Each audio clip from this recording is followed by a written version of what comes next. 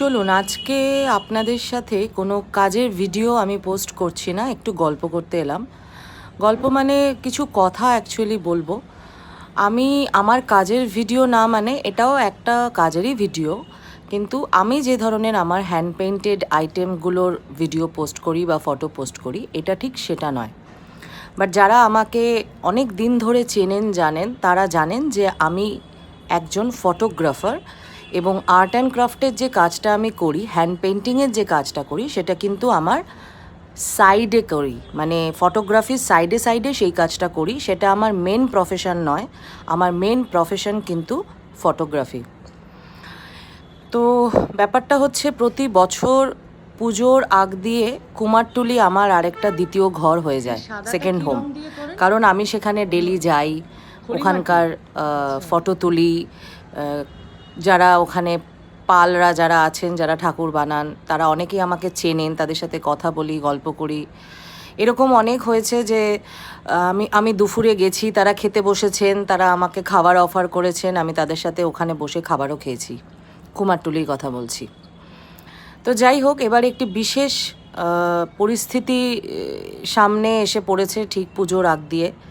তো সেই পরিস্থিতির চাপে পড়েই এই বছর আমার কুমারটুলি যাওয়া হবে না, এবং তাই জন্য আমার মন খুবই ভারাক্রান্ত, আমার ভীষণ কষ্ট হচ্ছে। এবং যখন সনাতন রুদ্রপাল, প্রদীপ রুদ্রপাল, এদের মোহনবাসী রুদ্রপাল, এদের স্টুডিও থেকে যখন একটা একটা করে ঠাকুর বেরিয়ে যাওয়ার ভিডিওগুলো দেখতে পাচ্ছি ফেসবুকে, ইউটিউবে, তখন আমার নিজের ভীষণ কষ্ট হচ্ছে যে আমি যেতাম, এদের ফটো তুলতাম, বাট এই বছর আমার হবে না। এবং কেন হবে না সেটার ভিডিও আমি পরে পোস্ট করব, সেটার কারণও আমি পরে ভিডিওতে আপনাদেরকে সবাইকে জানাবো। তো যাই হোক, তার কিছুটা আমি মানে কি বলবো, দুধের স্বাদ ঘোলেও যে মেটার যে প্রবাদ বাক্যটা আছে, এটা ঠিক সেটাতেও খাটে না। মানে জাস্ট ওই একটুখানি আমার মনটাকে একটু শান্ত করার জন্য একটা উপায় মাত্র। সেই উপায়টা হচ্ছে, আমি যেখানে থাকি সেইখানে খুব কাছে, মানে আমার বাড়ির একদম উল্টো দিকে যে একটা পুজো হয়, অনেকগুলো পুজো হয়, তার মধ্যে একটা পুজোতে ঠাকুর মণ্ডপেই বানানো হয়। তো সেইখানেই আমি আজকে গিয়েছিলাম সন্ধেবেলায়। তো একটুখানি হাতের কাজটা বন্ধ রেখে সেখানে একটু গিয়েছিলাম, অ্যাকচুয়ালি এগরোল কিনতে বেরিয়েছিলাম। তো মনে হলো একটুখানি ঘুরে যাই, মনটা খুব অশান্ত লাগছিল। তো আমি ভেবেছিলাম যে ওখানে হয়তো খালি গেট বন্ধ থাকবে, ঠাকুর খালি থাকবে মানে বানানো অবস্থায়।